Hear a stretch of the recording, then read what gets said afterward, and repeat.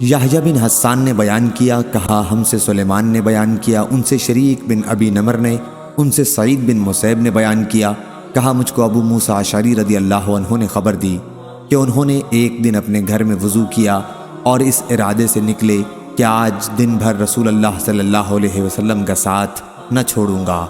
انہوں نے بیان کیا کہ پھر وہ مسجد نبوی میں حاضر ہوئے اور حضرت صلی اللہ علیہ وسلم کے متعلق پوچھا تو وہاں موجود لوگوں نے بتایا کہ حضور تو تشریف لے جا چکے ہیں اور آپ اس طرف تشریف لے گئے ہیں۔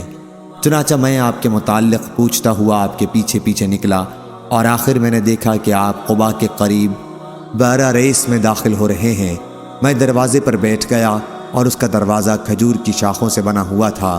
جب آپ قضاء حاجت کر چکے اور وضو بھی کر لیا تو میں آپ کے پاس گیا۔ میں نے دیکھا کہ آپ بارہ ریس اس باغ کے کنویں کی منڈیر پر بیٹھے ہوئے ہیں، اپنی پنڈلیاں آپ نے کھول رکھی ہیں اور کنویں میں پاؤں لٹکائے ہوئے ہیں۔ میں نے آپ کو سلام کیا اور پھر واپس آ کر باغ کے دروازے پر بیٹھ گیا۔ میں نے سوچا کہ آج رسول اللہ صلی اللہ علیہ وسلم کا دربان رہوں گا۔ پھر حضرت ابو بکر رضی اللہ عنہ آئے اور دروازہ کھولنا چاہا تو میں نے پوچھا کہ کون صاحب ہیں؟ انہوں نے کہا کہ ابو بکر۔ میں نے کہا تھوڑی دیر ٹھہر جائیے۔ پھر میں حضرت صلی اللہ علیہ وسلم کی خدمت میں حاضر ہوا اور عرض کیا کہ ابو بکر دروازے پر موجود ہیں اور اندر آنے کی اجازت آپ سے چاہتے ہیں۔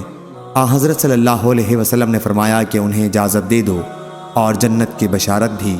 میں دروازے پر آیا اور حضرت ابو بکر رضی اللہ عنہ سے کہا کہ اندر تشریف لے جائیے، اور رسول کریم صلی اللہ علیہ وسلم نے آپ کو جنت کی بشارت دی ہے۔ حضرت ابو بکر اندر داخل ہوئے اور اسی کنویں کی منڈیر پر حضرت صلی اللہ علیہ وسلم کی داہنی طرف بیٹھ گئے اور اپنے دونوں پاؤں کنویں میں لٹکا لیے، جس طرح حضرت صلی اللہ علیہ وسلم نے لٹکائے ہوئے تھے، اور اپنی پنڈلیوں کو بھی کھول لیا تھا۔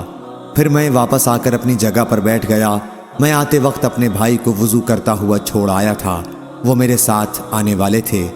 میں نے اپنے دل میں کہا کاش اللہ تعالیٰ فلاں کو خبر دے دیتا، ان کی مراد اپنے بھائی سے تھی، اور انہیں یہاں پہنچا دیتا۔ اتنے میں کسی صاحب نے دروازے پر دستک دی۔ میں نے پوچھا کون صاحب ہیں؟ کہا کہ عمر بن خطاب رضی اللہ عنہ۔ میں نے کہا کہ تھوڑی دیر کے لیے ٹھہر جائیے۔ چنانچہ میں آپ کی خدمت میں حاضر ہوا اور سلام کے بعد عرض کیا کہ عمر بن خطاب رضی اللہ عنہ دروازے پر کھڑے اندر آنے کی اجازت چاہتے ہیں۔ آپ نے فرمایا کہ انہیں اجازت دے دو اور جنت کی بشارت بھی پہنچا دو۔ میں واپس آیا اور کہا کہ اندر تشریف لے جائیے، اور آپ کو رسول اللہ صلی اللہ علیہ وسلم نے جنت کی بشارت دی ہے۔ وہ بھی داخل ہوئے اور آپ کے ساتھ اسی منڈیر پر بائیں طرف بیٹھ گئے اور اپنے پاؤں کنویں میں لٹکا لیے۔ میں پھر دروازے پر آ کر بیٹھ گیا اور سوچتا رہا کہ کاش اللہ تعالیٰ فلاں آپ کے بھائی کے ساتھ خیر چاہتا اور انہیں یہاں پہنچا دیتا۔ اتنے میں ایک اور صاحب آئے اور دروازے پر دستک دی۔ میں نے پوچھا کون صاحب ہیں؟ بولے کہ عثمان بن عفان۔ میں نے کہا تھوڑی دیر کے لیے رک جائیے، میں آپ کے پاس آیا اور آپ صلی اللہ علیہ وسلم کو ان کی اطلاع دی۔ آپ نے فرمایا کہ انہیں اجازت دے دو اور ایک مصیبت پر جو انہیں پہنچے گی جنت کی بشارت پہنچا دو۔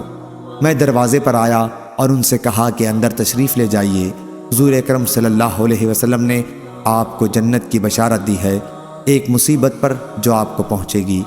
وہ جب داخل ہوئے تو دیکھا چبوترے پر جگہ نہیں، اس لیے وہ دوسری طرف حضرت صلی اللہ علیہ وسلم کے سامنے بیٹھ گئے۔ شریک نے بیان کیا کہ سعید بن مسیب نے کہا میں نے اس سے ان کی قبروں کی تعویل لی ہے کہ اسی طرح بنے گی۔ صحیح بخاری حدیث نمبر 3674۔